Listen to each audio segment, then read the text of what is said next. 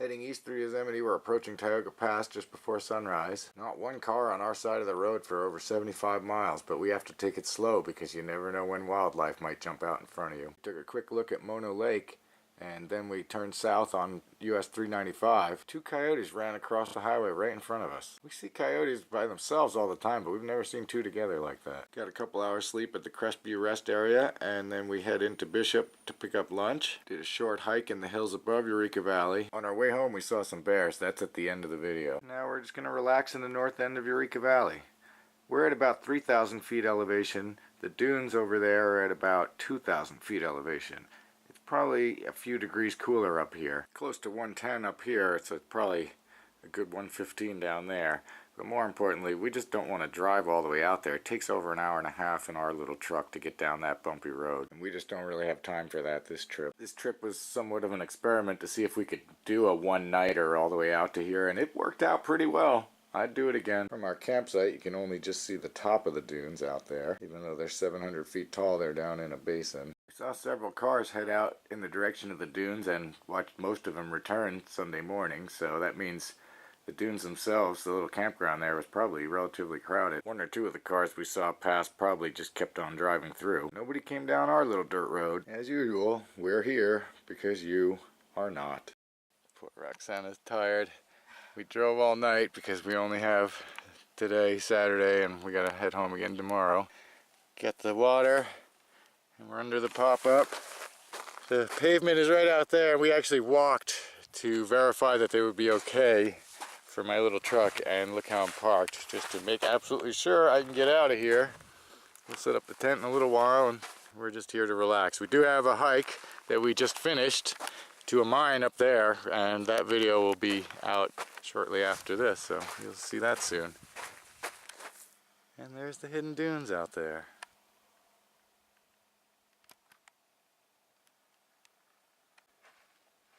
Yeah, it's about as hot as it's gonna get. It's already started to bounce back and forth to 108. Almost 4 o'clock, well, it's 3:30.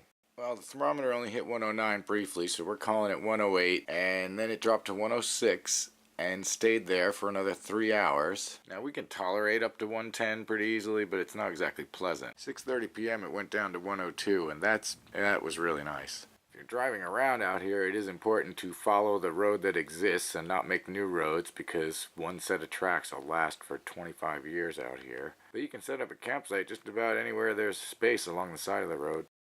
7:35 p.m. The sun will be setting behind me in about 20 minutes. Still 99 degrees. We had some ramen for the good salty goodness earlier, and we're going to make a mountain house shortly, and that'll be it for today.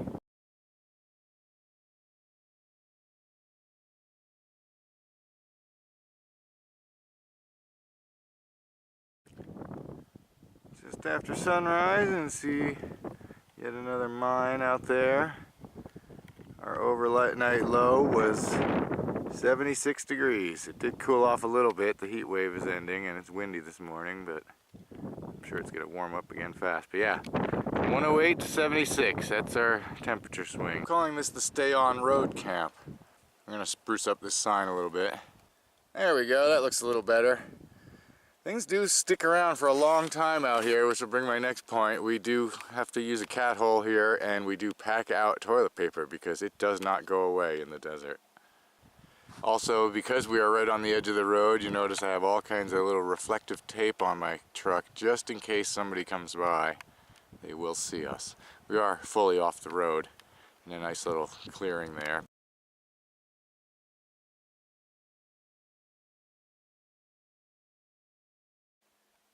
Well, down in Eureka Valley, the wind picked up and sent this thing flying. It did about 3 rolls. So we brought it up here to the Joshua Flats.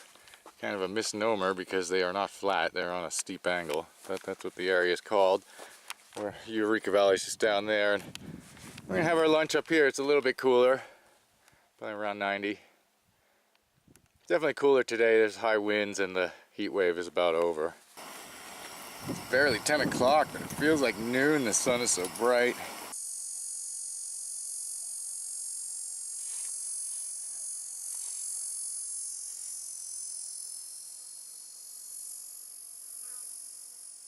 Relocated to another little shady spot up here.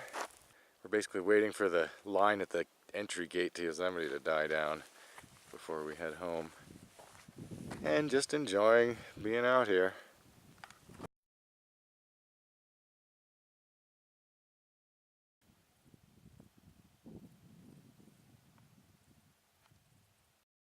Those aren't clouds.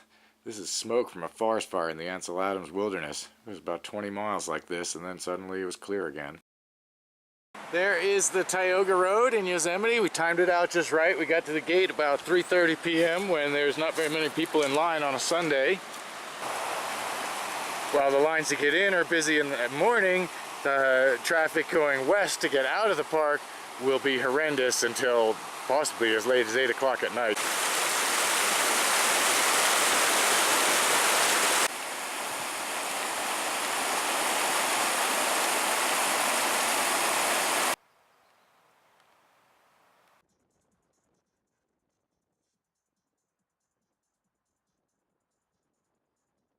As we're driving through Yosemite, I want to mention you should be cautious of wildlife. Tailgating is very dangerous because if the guy ahead of you has to slam on his brakes because a bear ran out in front of his car, are you going to be able to stop in time? At the same time, if you're a slow driver like me, use the turnouts and slow down even more in the passing zones to let the faster people get around you.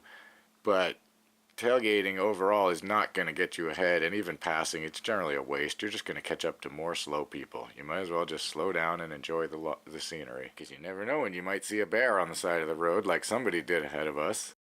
And then we have our next problem of where do you park when it's a narrow road and there's a bear on the side of the road.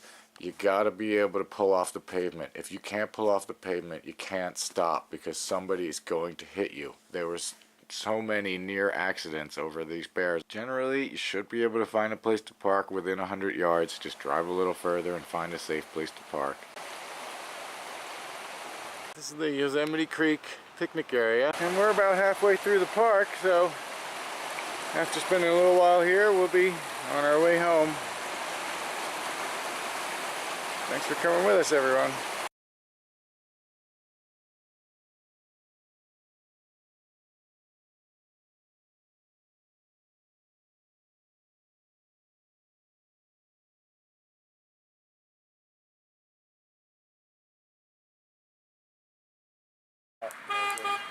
Yeah, let's get going, guys.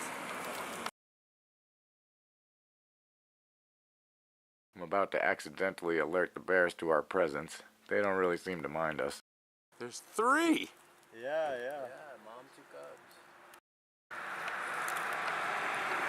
Watch out.